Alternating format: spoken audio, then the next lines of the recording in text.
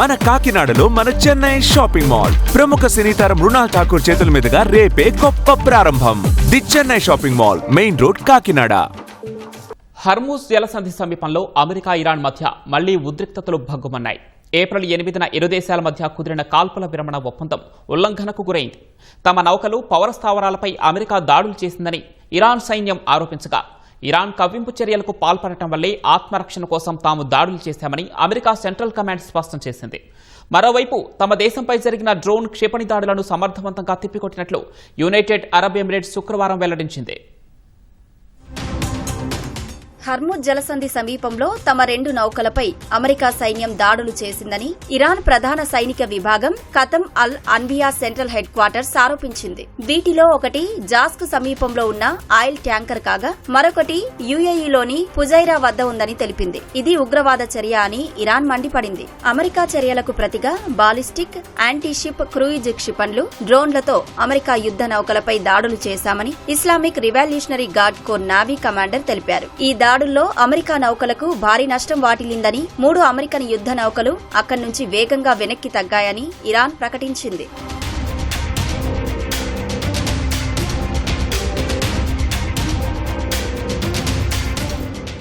Gulf of Oman వైపు వెళ్తున్న తమ 3 గైడెడ్ మిసైల్ డిస్ట్రాయర్లపై ఇరాన్ ఎలాంటి కారణం లేకుండానే క్షిపణులు, డ్రోన్లు, చిన్న పడవలతో దాడులకు యత్నించిందని యుఎస్ సెంట్రల్ కమాండ్ ఒక ప్రకటనలో తెలిపింది. ఆత్మరక్షణలో భాగంగానే తాము ఎదురుదాడి చేశామని అమెరికా స్పష్టం చేసింది. ఇరాన్ దాడుల వల్ల తమ ఆస్తులకు, నౌకలకు ఎలాంటి నష్టం జరగలేదని వెల్లడించింది. ఇరాన్లోని క్వేష్మోపోర్ట్, బందర్ అబ్బాస్ నగరాలపై అమెరికా మిలిటరీ దాడులు చేసింది. ఉద్రిక్తతలను పెంచే ఉద్దేశం తమకు లేదని, కానీ తమ బలగాలను రక్షించుకోవడానికి ఎల్లప్పుడూ సిద్ధంగా ఉంటామని అమెరికా స్పష్టం చేసింది.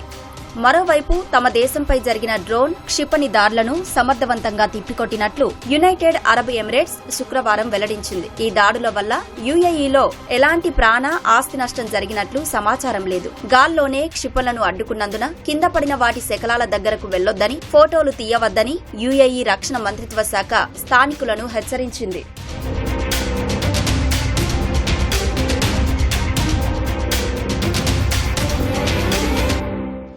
ఈ పరిణామాలపై స్పందించిన అమెరికా అధ్యక్షుడు డొనాల్డ్ ట్రంప్ ఇరాన్ స్థావరాలపై తాము చేసిన ప్రతీకార దాడులను కేవలం చిన్న దెబ్బగా అభివర్ణించారు. ఏప్రిల్ 8 నుంచి కొనసాగుతున్న యుద్ధ విరమణ ఒప్పందం ఇంకా అమల్లోనే ఉందని, శాంతి ఒప్పందం ఎప్పుడైనా కుదిరే అవకాశం ఉందని ఆయన ఆశాభావం వ్యక్తం చేశారు. చమురు, సహజ వాయువు రవాణాను తిరిగి ప్రారంభించే ఒప్పందానికి ఇరాన్ అంగీకరించకపోతే తీవ్రమైన బాధను చవిచూడాల్సి వస్తుందని ట్రంప్ హెచ్చరించారు. గురువారం రాత్రి ఇరు పక్షాల మధ్య భీకర దాడులు జరిగినప్పటికీ శుక్రవారం వేకువజామున హర్ముజ్ జలసంధి వెంబడి ఉన్న ఇరాన్ దీవులు, తీర ప్రాంత నగరాల్లో పరిస్థితి సాధారణ స్థితికి చేరుకుందని ఇరాన్ వర్గాలు తెలిపాయి. ఫిబ్రవరి 28న అమెరికా, ఇజ్రాయెల్ దాడులతో ప్రారంభమైన యుద్ధం 40 రోజుల పాటు కొనసాగిన అనంతరం ఏప్రిల్ 8న అమెరికా, ఇజ్రాయెల్, ఇరాన్ మధ్య కాల్పుల విరమణ ఒప్పందం కుదిరింది. పరస్పర దాడులతో ఇప్పుడు ఆ ఒప్పందం ప్రమాదంలో పడింది.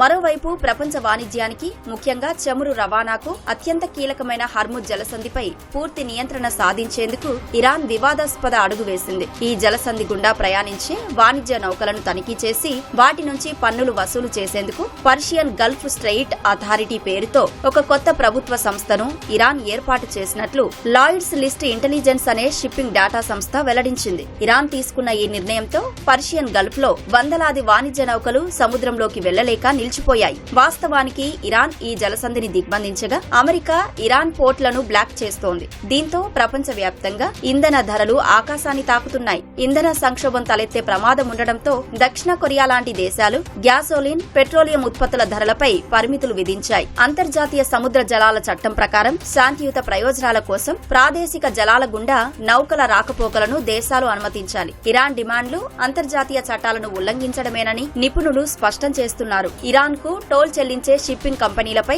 కఠిన ఆంక్షలు విధిస్తామని అమెరికా ఇప్పటికే హెచ్చరించింది. మరోవైపు ఇజ్రాయిల్, లెబనాన్ మధ్య ప్రత్యక్ష చర్చలు మే 14, 15 తేదీల్లో వాషింగ్టన్ లో తిరిగి ప్రారంభం కానున్నట్లు అమెరికా అధికారులు తెలిపారు.